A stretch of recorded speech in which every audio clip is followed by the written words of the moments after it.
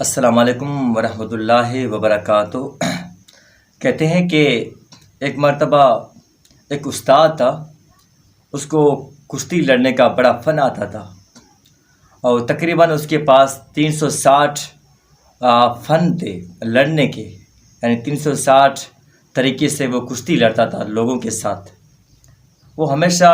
شام کے ٹائم کشتی لڑتا تھا، اور ان کے پاس اتنی طاقت تھی کہ آپ جیسا طاقت کسی اور کے پاس تھا ہی نہیں۔ تو وہ استاد جو کہ جوان تھے، تو آہستہ آہستہ اس کی عمر ڈھلتی گئی، تو اس نے سوچا کہ کیوں نہ میں ایک شاگرد تیار کروں تاکہ میرے جانے کے بعد اور یہ جا کے کشتی لڑے اور دوسروں کے ساتھ، اور تاکہ دوسروں کو پھر تیار کرے۔ پھر اس کے پاس کیا ہوا، شام کے ٹائم ایک چھوٹا سا ایک بچہ آتا ہے، تقریباً 15 سال یا 14 سال کا۔ تو استاد کا دل اس بچے پر آتا ہے، اور اس نے یہ مائنڈ بنایا کہ اب اس بچے کو میں کشتی کا فن سکھاؤں گا۔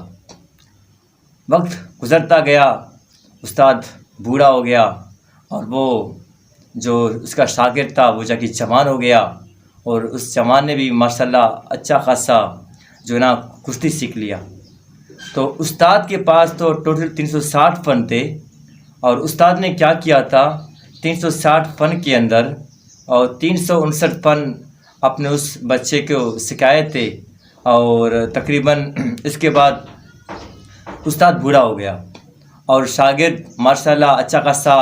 اس کے پاس ایک جان بھی آ گیا، وہ طاقتور بھی ہو گیا، اور اس کو لڑنے کا فن بھی آ گیا۔ یہاں تک کہ پھر وہ مرحلہ بھی آیا کہ اس شاگرد نے کہا کہ میرا جیسا طاقت تو کسی اور کے پاس ہے ہی نہیں ہے، اور چاہے میرا استاد بھی کیوں نہ ہو جائے، میں اپنے استاد کو بھی زیر کر سکتا ہوں، میں اپنے استاد کو ہرا بھی سکتا ہوں، کیونکہ جوان تھا، اس کے پاس طاقت تھی۔ اور اس نے جب یہ بات سر عام کہا، اور یہ بات ملک کی تمام شہروں میں پھیل گیا، علاقوں میں پھیل گیا، تو یہاں تک یہ بات اس کے بادشاہ تک بھی پہنچ گیا۔ تو جب بادشاہ کو یہ خبر ہوئی، تو بادشاہ نے اس لڑکے سے پوچھا، کیا آپ اپنے استاد سے بھی مقابلہ کر سکتے ہو، اتنی آپ کے پاس طاقت ہے؟ تو اس شاگرد نے کہا، جی ہاں، میں بالکل تیار ہوں، میں اپنے استاد سے بھی کشتی لڑ سکتا ہوں، میرے پاس طاقت ہے، استاد تو بوڑھا ہو گئے، اس کے پاس اب وہ طاقت نہیں رہی۔ تو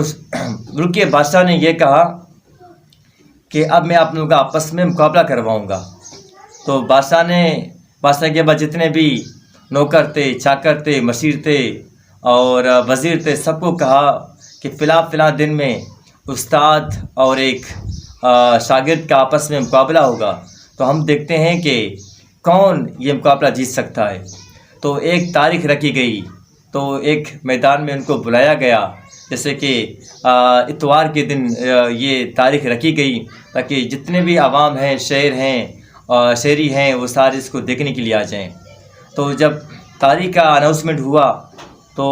اسی دن سب سے پہلے جو بوڑھا استاد تھا وہ تو پہلے سے وہاں موجود تھا، اور اپنے اس شاگرد کا انتظار کر رہا تھا۔ حالانکہ بوڑھا تھا، لیکن اس کو پتہ تھا کہ شاگرد کے پاس ایک فن اس کو میں نے سکھایا نہیں ہے، مگر باقی سارے فن سکھا دیں، ایک فن تو میرے پاس ہے، اس کو میں نے سکھایا نہیں ہے، اور میں تسلی کے ساتھ اس کو ہرا سکتا ہوں۔ جو ہی وہ بوڑھا استاد اب میدان کے اندر تھا، تو اچانک دور سے دیکھا ایک طاقتور بندہ دور سے آ رہے، اور ایسے دوڑتا ہوا آ رہے کہ جیسے کہ وہ چوٹی کے پہاڑ کو بھی سر کر سکتا ہے، اور اس کے پاس اتنی طاقت تھی جیسے کہ ہاتھی کے پاس ایک طاقت ہوتا ہے۔ جو ہی وہ شاگرد اپنے استاد کے سامنے آتا ہے، میدان کے اندر آپس میں بغل گیر ہوتے ہیں، تو استاد نے ایک ہی سیکنڈ کے اندر اپنے اس نوجوان شاگرد کو نیچے زمین میں دبا دیا، کیونکہ اس جوان کے پاس اپنے استاد کے اس داؤ کا کوئی توڑ نہ تھا، اور اس نے کچھ ہی لمحوں میں اپنی شکست تسلیم کر لی۔ تو بادشاہ نے استاد کو انعام سے نوازا، اور اس شاگرد کو خوب ملامت کی، اور کہا کہ